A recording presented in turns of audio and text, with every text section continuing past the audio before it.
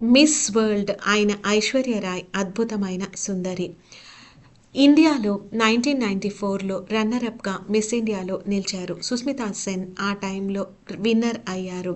And ఆ ఇయర్‌లోనే ఇండియాకి miss India runner-up and winner ఇద్దరూ కూడా miss universe and miss world గెలిచారు. ఐశ్వర్య రాయ్‌కి వరల్డ్ వైడ్ క్రేజ్ ఉంది. కేన్స్ ఫెస్టివల్‌లో తను వెళ్ళి పార్టిసిపేట్ చేస్తారు. అండ్ అద్భుతమైన ఫ్యాన్ ఫాలోయింగ్ కూడా ఉంది. ఈ మధ్య కూడా తను మూవీస్ చేస్తున్నారు.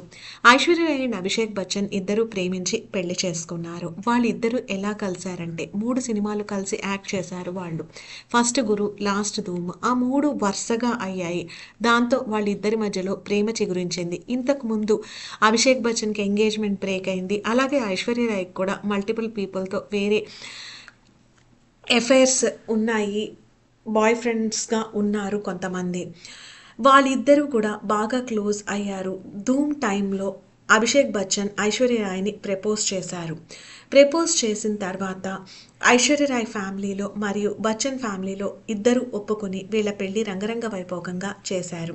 పెళ్లి తర్వాత వీళ్ళు తిరుమల వెళ్ళి దర్శనం చేసుకొని దండం పెట్టుకున్నారు. ఐశ్వర్య రాయ్ యాక్చువల్‌గా 3 ఏళ్లు పెద్ద అభిషేక్ బచ్చన్ కంటే. ఐశ్వర్య రాయ్ 1973లో పుడితే అభిషేక్ బచ్చన్ 1976లో పుట్టారు.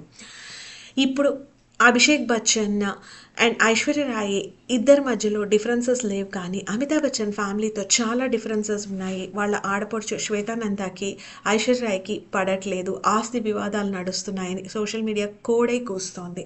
అమితాబ్ బచ్చన్ గారి ఉన్న ఇల్లు కూతురు అడిగేసరికి ఐశ్వర్య రాయ్‌కి మరియు అమితాబ్ ఫ్యామిలీకి ఏవో డిస్టర్బెన్సెస్ వచ్చాయని చెప్తున్నారు. కానీ ఐశ్వర్య రాయ్ తన కెరియర్ తను సక్సెస్ఫుల్గా పెళ్లి చేసుకుని ఎంతోమంది హ్యూజ్ ఫ్యాన్ ఫాలోయింగ్ని సంపాదించుకున్నారు.